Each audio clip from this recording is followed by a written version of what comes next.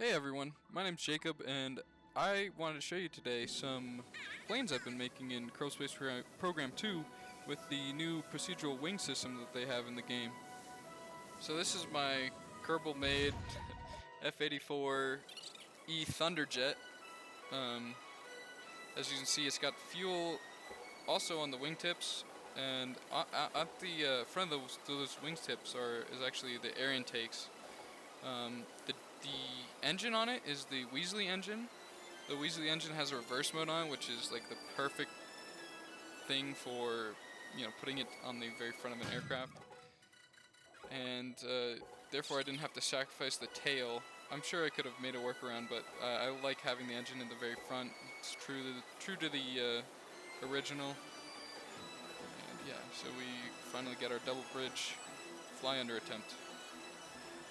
This was weird. One time I loaded up, I must have alt-tabbed while I was loading into the game, and it messed up the wings a lot, so that was kind of weird. So the next plane in my plane making adventure is the A-10 Warthog. Of course, that's the next step up from the F-84. Had a lot of trouble with this one, and I'm pretty sure it's because of where the thrust is at this plane. Whenever it gets too high of or too aggressive of an angle upwards, it just stalls out and it'll start flipping around. But I'm pretty sure it's because of the engines here. When they were centered with the tail, it wouldn't even produce any thrust. So I'm pretty sure that they need some sort of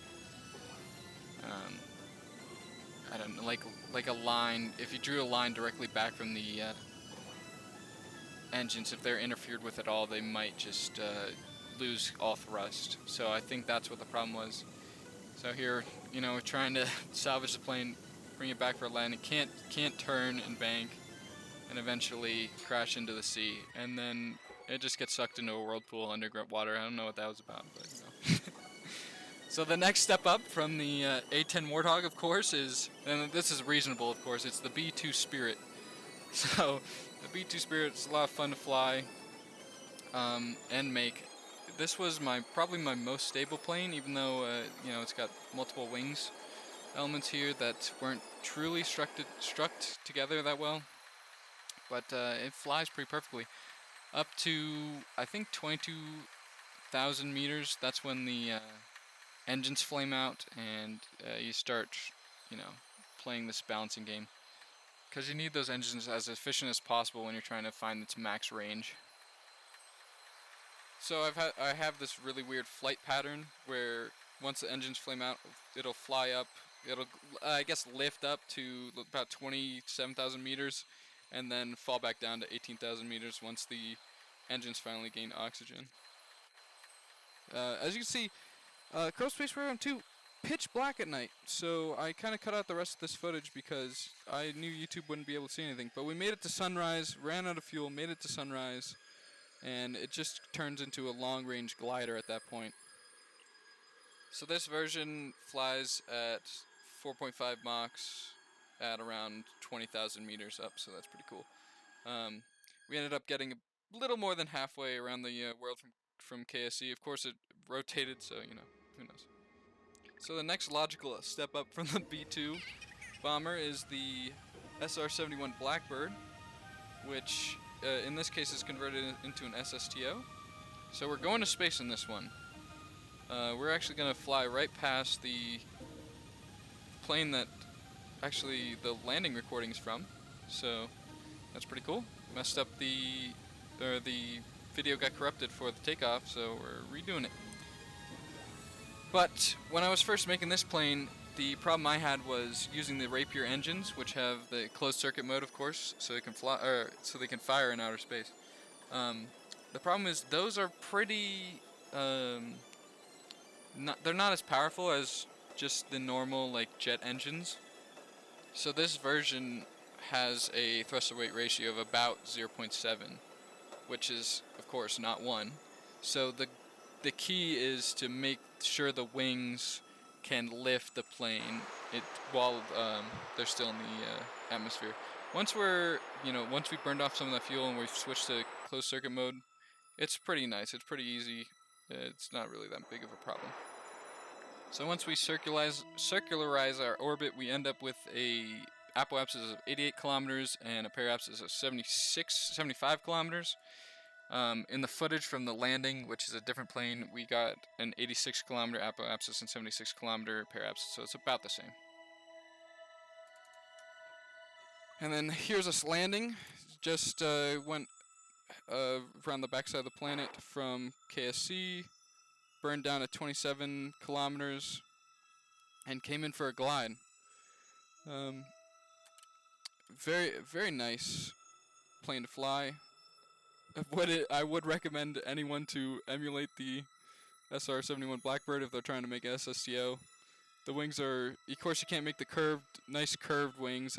All the wings in the game are currently straight edge, but it's pretty nice. I had a problem though. I had quick saved, or I went to the tracking station to try and speed up the game, like in KSP1 where you could speed up the game faster than if you are in the plane, and it wouldn't let me. Also, when I got back into the plane, I couldn't switch out of closed cycle mode because the air intakes, I just, from what I could see, they just decided not to turn back on. Even though they were running, I did confirm that they were running. It just, see it's intaking 0.2 right there. But it was not actually showing. Or it wasn't actually like pulling any air in, like according to the game. It was just the engines weren't getting it. I'm not sure why. Definitely a bug. And we're actually going to land right past the plane that we took off in. So we started with Jebediah, I think, and I think we are ending with Valentina. Landing with Valentina Kerbal, so that's pretty cool. Another little graphical bug right there with the ground for some reason just reflecting completely onto the plane. I feel like I remember that from KSP1, so, you know, they're good at staying true to the original game. But, yeah. So I wanted to build a plane for you guys on camera, just so you can see like the thought process around it. This one I'm trying to emulate the P-38 Lightning from Lockheed Martin. I had a picture pulled up the whole time behind this game, so you might see that flash on screen a few times. You know, I'm going through Bing search, Bing images, just looking at everything I could find, just to get a feel for it. I used those under the wing, or under the fuselage air intakes, and I put some wheelie engines on it. Again, made them and put them in reverse mode so that they provide the right direction of thrust. Here's the back tail. It's normally one straight, you know, piece across. Of course, in Kerbal Space Program, kind of have to. I guess you could have done one, but I did two pieces, and then eventually I will strut tie them together. Rudders, getting the rudders in place. It's a lot of fun working with the procedural wings. I think they're a lot of fun to watch them like mold into the shape that you want them to be, and yeah, so a lot of fun. That's the overall shape. I mean, that's, I think, a pretty good representation of it in game. Of course, it's not perfect by any means, but got the two engines right up front, two fuselages. No, there's no fuel in the wings in Kerbal Space Program, of course. So all the fuselages are the fuel. And here's our first test flight. Just testing out all the flaps to make sure they work. I thought the front flaps were in the wrong direction at first, and you can see that we do not gain any. We're not producing any lift to pull this up, and I was just kind of confused. Thought the flaps were together right. Also saw that the back wasn't actually shredded together, so went in, did the back. There's a line. There's some strut lines from the tail wings, or I guess the rudder to the back glass of the cockpit. And I wanted to replicate that just to give it a little more structure. And then I saved it, and the game didn't want to launch it, so I had to restart the game. It was a weird bug. A lot of weird bugs in Kerbal Space Program 2 at the moment. Hopefully they're working on them all, you know? I didn't... I deactivated the wings, or the flaps, I'm sorry, the flaps in between the cockpits and the fuselages, because I thought they weren't doing anything. Turns out they were doing something, so didn't take off. Made a few fixes, you know. Here I'm thickening up the wings a little bit, giving them just what they needed, you know. And then this takeoff did have the flaps, you know, the flaps in between the fuselages.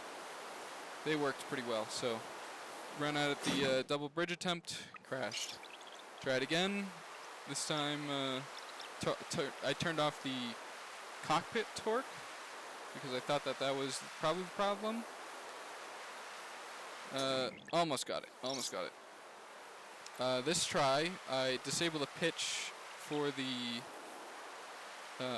those flaps again in the middle of the fuselage because I thought those were giving too much problems, and decided that those were just going to be takeoff flaps. So I went back and made an action group to just deploy those as takeoff flaps, and then I can just toggle them again whenever I need to take off, you know, the one time. So yeah, here's the attempt through the bridges. Knock off the rudders, that's okay. We'll come back in for a landing and, you know, consider that a success. So, hope you enjoyed, and I hope this gives you some ideas for some planes to build in Kerbal Space Program.